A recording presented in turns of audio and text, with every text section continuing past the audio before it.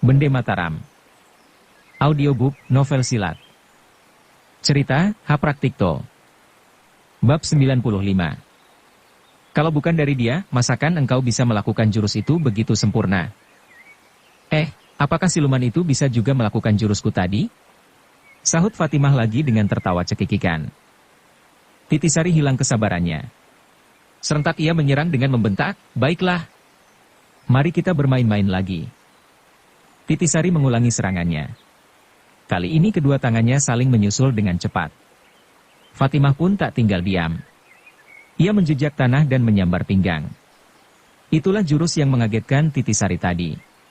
Melihat serangan itu, Titisari tertawa dalam hati. Cepat ia menggeser tubuh dan memukul dari samping. Setelah bergebrak 5 jurus lagi, tiba-tiba kakinya masuk dan menggantol dengan sebat.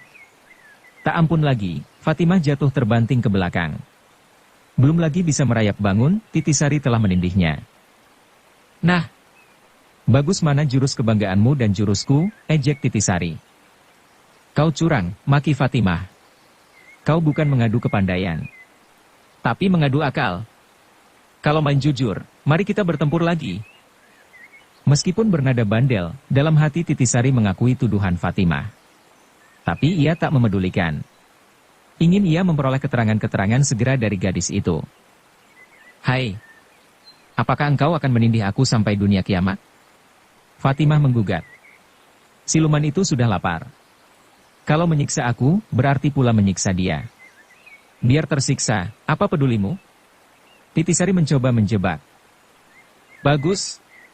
Biarpun mampus, aku pun tak peduli. Apa sih keuntungannya? Kalau tiada untungnya, apa sebab engkau membawa dia kemari? Kau lebih baik mampus tenang-tenang di sini daripada di tengah bangkai-bangkai busuk yang sudah mulai dirubung lalat." "Bangkai siapa?" Titisari kaget. "Bangkai siluman." Kedua-duanya sebenarnya setali 3 uang. Kesan ucapan yang satu liar, lainnya lebih liar lagi. Tapi betapapun juga lambat laun Titisari bisa berpikir. Pikirnya dalam hati, biarlah aku bersikap manis padanya. Barangkali aku memperoleh keterangan lebih banyak. Memikirkan demikian, lantas saja ia meloncat berdiri. Fatimah pun dengan sebat berdiri pula. Kemudian menyambar 2 ekor ayamnya dan dilemparkan ke dada Titisari. "Bagus. Kalau kau sudi merawat, rawatlah," katanya dingin. Terus saja ia memutar tubuh dan keluar dari ruang dalam. "Hai." Titisari memanggilnya. "Hai apa?" Mau tak mau Titisari terpaksa menghela napas. Lantas kembali mengarah kepada Sangaji. Waktu itu Gagak Seta sudah selesai mengumpulkan tenaga murninya kembali. Meskipun belum pulih, tapi lumayan juga. Melihat Titisari memutar tubuh, ia tertawa berkakakan. "Hebat. Kalau 2 macan betina mulai berkelahi, itulah baru satu tontonan yang bagus." Gadis itu mencurigakan. "Alangkah bandel," sahut Titisari. "Dia bernama Fatimah," kata Sangaji lemah. "Kau ingin memperoleh keterangan bagaimana dia membawa aku kemari? Dengan sesungguhnya asal-usulnya masih gelap juga bagiku." Dengan perlahan-lahan Sangaji menceritakan kembali riwayat perjalanannya semenjak berpisah dari lapangan pertandingan sampai bertemu dengan Fatimah. Kemudian dengan meraba pusaka Bende Mataram ia menghabisi ceritanya. Inilah pusaka yang sudah banyak sekali menyita nyawa orang-orang gagah. Dan teringat akan sejarah ayah bundanya, tak terasa air matanya membasahi pipinya. Sudahlah. Sekat Gagak Seta yang tak betah menyaksikan berita menyedihkan hati. "Lukamu tak enteng. Hampir-hampir aku menjadi korban pula." "Hai, apa sebab terjadi sesuatu perubahan begitu aneh dalam dirimu?" Sangaji tersentak kaget. Sekaligus teringatlah dia, betapa Bagas Wilatikta dengan tiba-tiba terpental jungkir balik di udara dan terbanting ke tanah sampai terbenam. Hampir 1 malam penuh ia mencoba menebak teka-teki itu. Sampai begitu jauh belum juga ia berhasil. Kini gurunya mulai mengusut. Hatinya jadi girang. Terus saja ia menceritakan terjadinya pergulatan itu dengan secermat-cermatnya. Mendengar keterangan Sangaji, diam-diam Gagak Seta bersyukur dalam hati. Sebagai seorang pendekar sakti lantas saja ia bisa menebak. Itulah tenaga pelontaran 3 ilmu sakti sekaligus yang membutuhkan ruang gerak. Aji, kata Gagak Seta bergembira. Bersyukurlah. Melihat jalan darahmu kini tertembus semua dan engkau masih bisa bernapas, itulah suatu karunia luar biasa besarnya. Mengapa? Titisari terkejut. Pukulan-pukulan lawannya benar-benar hebat. Mereka bisa mengguncangkan seluruh urat nadinya sehingga kini jadi saling tindih tak menentu. Dalam hal ini getah sakti Dewa Daru yang berjasa. Getah itu merasa dirinya terus-menerus kena serang. Karena itu dia siap menghisap kali ada suatu tenaga yang datang dari luar. Tadi hampir saja tenaga murniku habis dihisapnya. Untung, Sang Aji terkejut oleh pekik gadis itu sehingga tersengak bangun. Kalau tidak, saat ini aku sudah menjadi seorang tapak darah. Mendengar ujar Gagak Seta, Sang Aji terharu bukan main. Sebaliknya Titisari yang hanya mengingat kepentingan Sang Aji segera menegas. Lantas, bocah. Kau benar-benar mewarisi watak ayahmu yang mau menang sendiri. Agaknya, seumpama aku ini menjadi cacat tak berguna, hatimu akan bersorak gembira. Bukankah dengan demikian, lawan ayahmu berkurang satu? Mengapa Paman berkata begitu? Paman adalah seorang sakti melebihi ayahku. Meskipun saat ini kehilangan tenaga, masakan tak dapat pulih kembali? Sahut Titisari. Nakal bunyi ucapan Titisari. Tapi ia bisa mengambil hati Gagak Seta dengan membandingkan dengan ayahnya. Dalam hal ini Titisari mengakui tenaga sakti ayahnya kalah dibandingkan dengan Gagak Seta. Hati siapa takkan girang mendengar pengakuan demikian, meskipun belum tentu terbersit dari hati setulus-tulusnya. Lantas saja Gagak Seta berkata dengan tertawa. Kau iblis cilik memang bisa menaklukkan aku seorang tua. Baiklah. Sang Aji bisa pulih kembali, apabila memperoleh bantuan tetap selama 1 minggu penuh. Hanya 1 minggu. Bukankah tak lama? Titisari bergirang hati. 1 minggu memang tak lama. Tapi 1 minggu terus-menerus harus saling menempel, itulah lain halnya. Kecuali itu, meskipun Sang Aji bisa menolong mengembalikan tenaga setelah lukanya sembuh, tapi si penolong menderita dahulu. Penderitaan apakah yang mesti harus dialami? Ia tak bertenaga lagi, sahut Gagak Seta. Setelah dia menimbang-nimbang, ia meneruskan, aku hanya sanggup membantu tiap 1/4 jam sekali, karena harus mengembalikan tenaga dahulu. Inilah tiada gunanya. Kau harus tahu, urat nadi Sang Aji tergoncang sehingga berkisar dari tempatnya semula. Untuk bisa mengembalikan ke tempatnya, tenaga saluran dari luar harus tetap dan teratur. Dengan demikian, kecuali urat-uratnya akan kembali seperti sedia kala, getah sakti Dewa Daru harus selalu memperoleh umpan. Mendengar ceramah itu, Sang Aji terus saja menyahut. Guru, apakah aku tak dapat menyembuhkan lukaku sendiri? Apakah kau harus berbaring terus-menerus selama 2-3 tahun? Berbaring tak dapat bergerak selama 2-3 tahun, alangkah lama dan mengesalkan hati. Tapi hati Sang Aji amat mulia. Tak dapat ia membiarkan gurunya berkorban untuk kepentingan dirinya. Memperoleh pertimbangan demikian, berkatalah dia, pada waktu ini, Laskar Pangeran Bumi Gede mulai bergerak menyerang kota. Meskipun tiada kepentinganku, tapi kuingat bahwa Sultan Yogya Sri Hamengkubuwono I adalah sahabat guru juga. Dengan sendirinya anak keturunannya termasuk pula sahabat guru. Lagi pula, benteng ini belum tentu aman. Apabila mendadak kena serang selagi guru tiada memiliki tenaga sakti lagi, apakah akibatnya? Aku dan guru akan mati sia-sia. Karena itu, biarlah aku berbaring 2-3 tahun lagi. Kukira umurmu belum kaset. Bagus. Bagus, potong Titisari, kau hanya memikirkan dirimu sendiri. Apakah aku salah? Sang Aji heran. Gagak Seta tertawa terbahak-bahak. Hai bocah tolol. Perempuan di seluruh dunia ini paling takut diancam umur. Kalau kau berbaring 2-3 tahun tanpa bisa berkutik, bukankah Titisari berabe juga? Selain usianya bertambah, rasa dukanya bisa membuat pipinya kempong dan rambutnya ubanan. Titisari mencibirkan bibirnya. Meskipun demikian warna wajahnya berubah merah jambu. Cepat-cepat ia mengalihkan pembicaraan. Apakah tenagaku kira-kira bisa membantu menyembuhkan? Gagak Seta tercengang sejenak. Tahulah dia, bahwa dalam hal ini Titisari mempunyai kepentingan besar. Ia telah menyaksikan sendiri, betapa besar cinta kasih gadis itu kepada Sang Aji. Maka dengan sungguh-sungguh ia berkata, coba lontarkan pukulanmu sepenuh tenaga kepadaku. Titisari pernah mendengar tutur kata Sangaji, bahwa pendekar sakti itu dahulu menguji tenaga Sangaji pula. Maka dengan tak ragu-ragu lagi ia memusatkan seluruh tenaganya, kemudian menghantam dada Gagak Seta. Brus! Lagi! Perintah Gagak Seta sambil meremelek. Brus! Dengan mendongakkan kepala ke udara, Gagak Seta berpikir keras. Lama sekali ia berdiam diri, sehingga hati Titisari gelisah bukan main. Akhirnya pendekar sakti itu berkata, tenagamu cukup. Hanya saja daya tahanmu mungkin takkan bisa melebihi 9 hari. Apabila dalam 1 minggu Sangaji belum pulih kembali, itulah bahaya. Sudah untuk beberapa kali Titisari menempuh bahaya demi cintanya kepada Sangaji. Itulah sebabnya begitu mendengar ujar Gagak Seta, matanya bersinar terang. Katanya setengah girang, bagus. Hari ini aku bisa mulai. Gagak Seta kemudian mendukung Sangaji dan dibawanya memanjat ke ruang pengintaian yang berada di atas. Setelah merebahkan di atas jerami ia berpesan.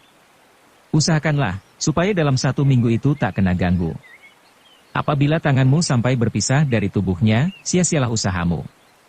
Bahkan luka Sangaji akan bertambah parah. Karena urat-urat nadi yang mulai bergerak terbanting kembali, aku sendiri hendak mencari ayahmu. Otak ayahmu sangat cerdas. Barangkali ia bisa memperoleh akal lain. Titisari mengangguk. Mendadak teringatlah dia kepada Fatimah. Dengan suara agak gemetaran ia berkata, gadis tadi kalau sampai mengganggu. Tiada niatnya dia hendak berbuat jahat, potong Sangaji, melihat geraknya tadi, aku.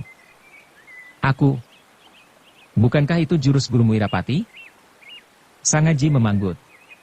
Mukanya berubah hebat. Karena itu, tadi aku memperingatkan padamu agar jangan menyakiti. Di kemudian hari kita bisa menyelidiki. Usianya sebaya dengan usiaku.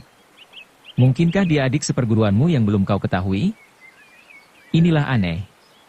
Menurut guruku Jaga Saradenta, Paman Wirapati berada di daerah barat selama 12 tahun. Apakah guruku pernah mengambil murid berumur 45 tahun? Perjuangan maut. Gagak Seta segera meninggalkan benteng hendak mencari Adipati Surengpati. Ia sadar akan bahaya. Tenaga jasmaniah Titisari terbatas. Kalau sampai terhisap habis oleh daya sakti getah Dewa Daru, biarpun dewa mampu menolongnya. Sebaliknya Titisari berpikir lain. Meskipun sadar akan bahaya tapi ia bersedia berkorban apa saja untuk pujaan hatinya. Setelah Gagak Seta meninggalkan benteng, dia pun segera membuat persiapan-persiapan, ia mencari buah-buahan dari desa ke desa untuk jangka waktu 1 minggu lamanya. Kala itu kebetulan sekali musim buah-buahan. Walaupun demikian, tidaklah mudah ia memperolehnya. Karena desa-desa mendadak jadi sibuk. Dari mulut ke mulut ia mendengar berita-berita pertempuran-pertempuran setempat antara Laskar Pangeran Bumi Gede dan Laskar Kerajaan. Laskar Kerajaan dipimpin oleh Pangeran Ontowiryo cucu Sri Sultan Hamengkubuwono II yang berkedudukan di Tegal Reja. Titisari pernah melihat pangeran itu, tapi tidaklah begitu menaruh perhatian. Dalam hatinya, Sangaji adalah satu-satunya orang yang memenuhi seluruh hidupnya. Persoalan-persoalan lain di luar kepentingannya, hanya merupakan bumbu-bumbu sejenis masakan belaka. Kira-kira menjelang sore hari, ia baru kembali ke bentengnya. Di halaman depan ia menemukan bulu-bulu ayam berserakan. Hatinya jadi berdegupan. Teringat akan 2 ekor ayam Fatimah yang dilemparkan padanya, bulu romanya meremang. Cepat ia menuju ke pintu tengah. Di ambang pintu tergantung potongan-potongan ayam yang terebus baik-baik. Melihat pemandangan itu ia bernapas lega, tahulah dia siapa lagi yang main gila selain Fatimah. Tetapi sewaktu naik ke ruang atas dan melihat Sangaji, hampir saja ia terhuyung pingsan. Sangaji nampak pucat kuyu. Napasnya lemah dan matanya terkatup rapat. Gugup Titisari menghampiri. Ia mencoba membangunkan. Namun Sangaji tak berkutik. Inilah suatu pukulan hebat bagi gadis itu. Hatinya tergoncang sampai ia terlongong-longong. Ia tak sadar tatkala seseorang datang mendekati padanya. Salahmu sendiri, apa sebab 1 hari penuh tak kau beri makan? Bukankah aku sudah menyumbang 2 ekor ayam? Terdengar suatu suara. Titisari menoleh kaget. Dialah Fatimah yang datang dengan diam-diam dan ikut bercemas pula. Setelah berdiri tegak sejenak, ia lari turun ke bawah dan kembali dengan membawa air dingin. Titisari tahu apa yang harus dilakukan. Dikeluarkan sapu tangannya dengan cepat. Setelah dicelupkan, ia mulai menyusut muka dan dada Sang Aji yang penuh darah beku. Napas pemuda itu menghembuskan hawa panas. Dan jantungnya berdegup lemah. Benar-benar Titisari khawatir melihat keadaan Sang Aji. Ia mencoba membisiki dan membangunkan. Tapi untuk kesekian kalinya ia gagal. Fatimah yang berdiri di belakangnya mengamat-amati sejenak. Mendadak ia lari turun kembali dan datang membawa pengail. Heran Titisari, apa sebab gadis itu membawa-bawa pengail? Belum lagi ia bisa menebak, Fatimah sudah menggebuk Sang Aji 3 kali berserabutan. Hayo bangun. Kau jangan manja. Sang Aji tersentak bangun. Titisari menjerit kaget. Sebaliknya Fatimah tertawa senang, karena Sang Aji kini memperoleh kesadarannya kembali. Siapa? Siapa? Sang Aji menggumam seperti bingung. Melihat keadaan Sang Aji, hati Titisari iba bukan main. Saat itu Fatimah masih saja tertawa senang. Titisari mendongkol dan lantas saja menyaplok dengan geram. Samplokan itu datangnya tak terduga-duga. Fatimah jatuh terjungkal. Tetapi gadis bandel itu tak merasa dirinya bersalah. Terus saja ia bangun dan membalas menendang paha Titisari. Kemudian meloncat mundur karena takut kena balas. Tetapi Titisari tak membalas. Ia menangis sedih bercampur cemas. Dan mendengar tangis Titisari, Fatimah jadi keheran-heranan. Berjingkat-jingkat ia kembali dan menjenguk dari belakang punggung. Apakah punggungmu sakit kena tendanganku? Tanyanya penuh perasaan. Titisari tak menyahut. Ia memeluk Sang Aji dan mencoba menyadarkan. Perlahan-lahan Sang Aji membuka matanya. Dan begitu pandang matanya melihat wajah Titisari, ia tersenyum. Katanya menghibur, aku mimpi bertemu dengan seorang berjubah hitam mengenakan mahkota kencana. Apakah kedua pusaka itu masih melekat pada tubuhku? Mendengar suara Sang Aji, Titisari terharu bukan main. Ia tak kuasa menjawab, hanya menganggukkan kepala berulang kali. Kedua pusaka itu masih berada dalam genggamanmu. Akhirnya ia berbisik dengan girang. Sudah barang tentu ia tak mengerti apa hubungannya antara kedua pusaka itu dengan orang berjubah hitam bermahkota kencana. Tujuannya hanya hendak menguatkan kegelisahan kekasihnya. Titisari, mengapa engkau menangis? Tiba-tiba Sang Aji minta keterangan setelah mengamat-amati kelopak matanya. Siapa yang menangis? Titisari membantah. Dan ia memaksa diri tertawa ringan. Bohong, dia tadi menangis. Fatimah nimbrung. Kemudian mengarah kepada Titisari. Hayo, kau mau menyangkal? Lihatlah mukamu yang kuyu. Matamu masih penuh air mata pula. Titisari, kata Sang Aji penuh perasaan. Janganlah kau menyedihkan aku. Keadaanku tidaklah sebahaya dugaan Paman Gagak Seta. Mendengar ujar Sang Aji, Titisari berlega hati. Meskipun masih bersangsi, tapi ia seperti melihat sinar pelita dalam kegelapan. Lantas saja menoleh kepada Fatimah dan berkata manis. Hai, apakah kau masih merasakan sakit kena seranganku tadi? Hai. Namaku Fatimah. Bukan hai. Fatimah melotot. Titisari tertawa. Menyahut, baiklah sekarang aku memanggilmu adik Fatimah. Adik? Masakan kau lebih tua dariku. Kau harus memanggil bibi. Titisari mengerling kepada Sang Aji minta pertimbangan. Sang Aji kenal watak Fatimah yang angin-anginan. Maka ia mengangguk kecil. Memperoleh isyarat itu, Titisari lantas saja berkata, kau senang ku panggil bibi? Baiklah. Mulai detik ini aku memanggilmu bibi. Nah, itulah baru benar. Fatimah puas. Kemudian menegas, kau tadi menangis, bukan? Kau sangkal tidak? Ya, memang aku tadi menangis. Titisari kewalahan. Kau sendiri tidak menangis. Malahan kaulah yang berjasa menyadarkan Sang Aji. Hatimu sungguh baik. Mendengar dirinya dipuji, Fatimah menjadi girang. Lantas saja ia turun ke bawah dan datang kembali dengan membawa rebusan ayam. Ia memaksa Titisari agar mandi dahulu. Setelah itu membersihkan ruang kamar dan menutup pintu dengan rapat.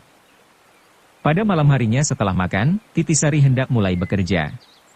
Ia sadar, apabila sekali bekerja, harus tetap saling menempel 1 minggu lamanya. Tatkala hendak memadamkan perdiangan, mendadak Sangaji berkata, "Lukaku ini sebenarnya tidaklah begitu hebat. Hanya saja engkau akan berjerih payah 1 minggu. Biarpun menderita sengsara 20 tahun tapi demi untukmu, hatiku senang," jawab Titisari cepat. Mendengar ucapannya, Sangaji terharu bukan main. Darahnya terus saja terguncang. Inilah bahaya, karena bisa jatuh pingsan. Maka cepat-cepat ia menenangkan diri untuk menguasai hatinya. Titisari adalah seorang gadis cerdas. Dengan cepat ia bisa membaca apa yang sudah terjadi. Segera ia menasehati agar jangan memikirkan sesuatu. Setelah itu ia berdiri hendak memadamkan perdiangan, sekonyong-konyong suatu pikiran menyusul di benaknya. Pikirnya, benteng kuno ini berada di atas ketinggian. Tak jauh dari sini terjadi suatu pertempuran. Apakah tak mungkin, masing-masing pihak akan menggunakan benteng ini sebagai pangkalan kegiatan? Kalau sampai terjadi demikian, dan kemudian ada gangguan, bukankah akan mencelakakan Sangaji? Memperoleh pertimbangan demikian, teringatlah dia akan perlunya tokoh pelindung. Fatimah seorang gadis yang bisa berkelahi, tapi apabila menghadapi seorang pendekar tidaklah bisa berbuat apa-apa. "Biarlah aku berbicara kepadanya," katanya dalam hati. Cepat ia turun ke bawah hendak mencari Fatimah. Tapi gadis itu tak menampakkan batang hidungnya. Karena itu ia menyalakan obor dan menyuluhi ruang dalam. Mendadak terdengar Fatimah berkata di kejauhan, "Kau mencari aku? Mari." Bergegas Titisari menghampiri. Ia dibawa memasuki lorong tanah yang berada di belakang ruang dapur. Ternyata Fatimah menempatkan alat tidurnya dalam lorong tanah yang merupakan sebuah gua panjang. "Bagus tidak rumahku ini? Gua ini menembus sampai dalam. Barangkali dahulu dipergunakan untuk lorong penyergapan atau pintu darurat untuk melarikan diri apabila tak kuat menahan lawan." Tapi perhatian Titisari tiada pada lorong tanah.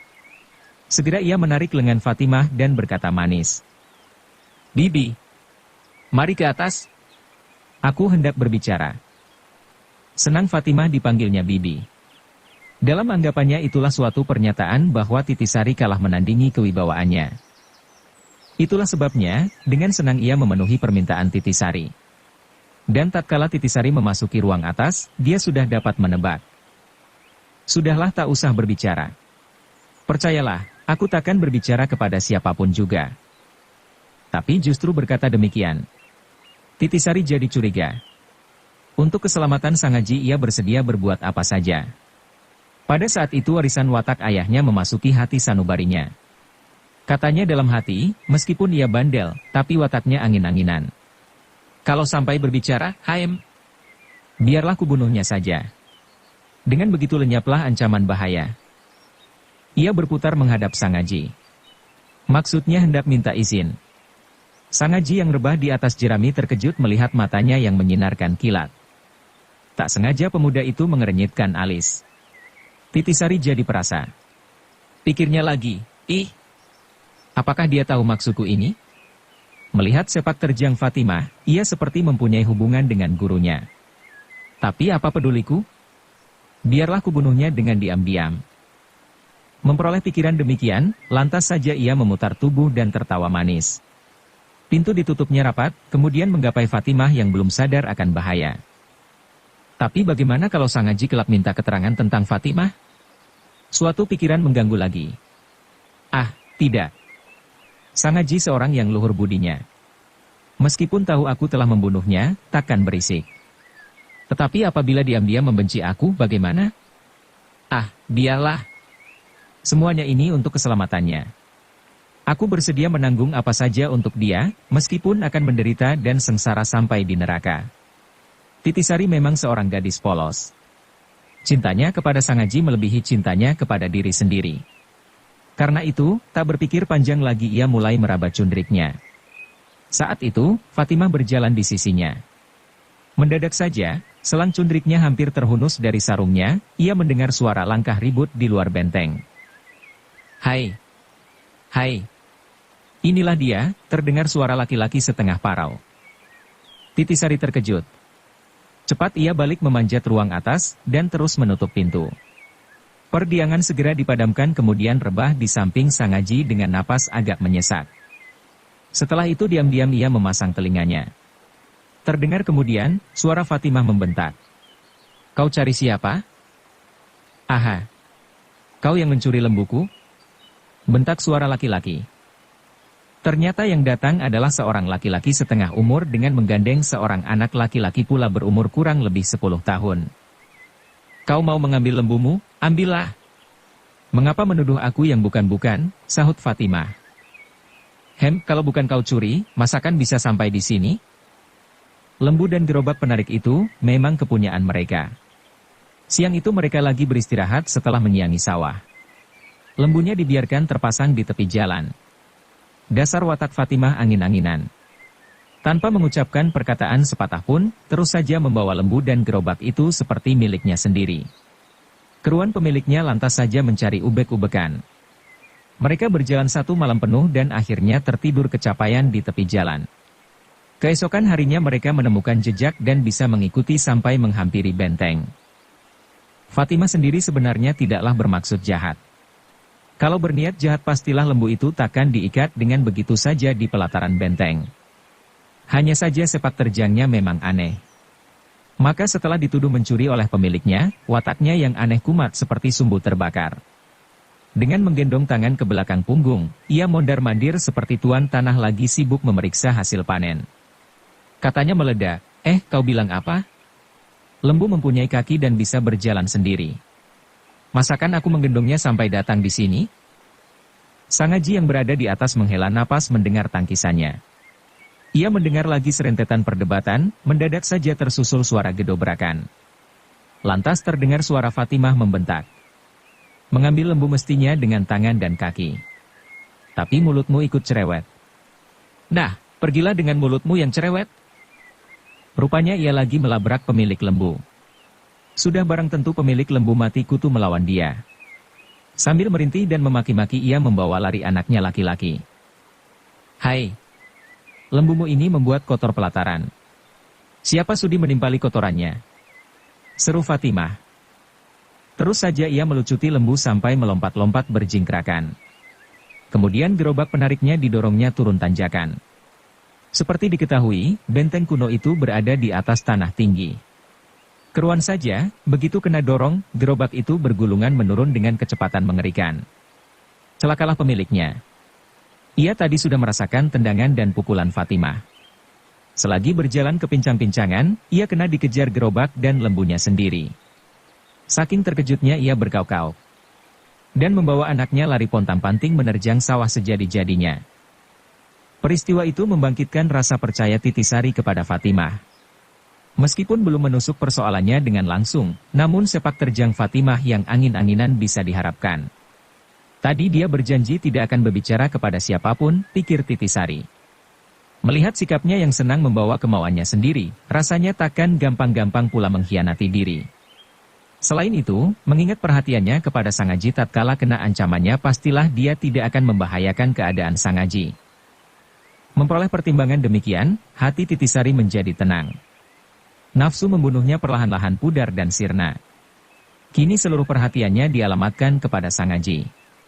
Pusaka Bende Mataram dan keris Kiai Tunggul Manik ditanggalkan dengan cepat. Teringat bahwa kedua pusaka itu kotor kena lumuran darah. Tanpa berpikir panjang lagi terus direndam dalam baskom bekas darah. Kemudian ia menunggu. Sekitar benteng tiada suara lagi. Segera ia mengulurkan tangan dan mulai berlatih mengatur tata napas dan penyaluran tata darah dengan kekasihnya. "Aji," bisiknya. "Marilah kita coba-coba." Sebenarnya Sang Aji beragu. Tapi didesak oleh kekasihnya, terpaksa ia menurut. Titisari waktu itu telah mendorongkan tenaga murninya. Cepat-cepat ia menyongsong dan mencoba menolak dengan tangan kiri. Tatkala memperoleh bantuan Gagak Seta, ia hanya berdiam diri. Karena itu, tenaga sakti Getah Dewa Daru terus saja bergolak dan melawan. Tapi kini caranya lain. Dia hanya menolak dan menghisap tenaga dorongan dari luar sedikit demi sedikit dengan rasa sadar pula. Itulah sebabnya, hasilnya jauh berlainan dengan sewaktu memperoleh bantuan tenaga murni dari Gagak Seta. 2 jam mereka saling dorong dan menolak. Kemudian beristirahat. Dalam waktu beristirahat, tangan kiri Titisari bisa bergerak dengan bebas untuk mengambil panggang ayam atau buah-buahan. Tetapi tangan kanannya harus tetap menempel. Apabila sampai terlepas, akibatnya sangat berbahaya. Kedua-duanya akan luka parah. Sebaliknya dengan terus memadukan tenaga, getah sakti Dewa Daru lantas saja mempunyai bidang gerak lebih luas tanpa rintangan dan perlawanan. Bersambung ke bab 96. Dukung kami dengan subscribe, follow, like, komen dan share. Terima kasih.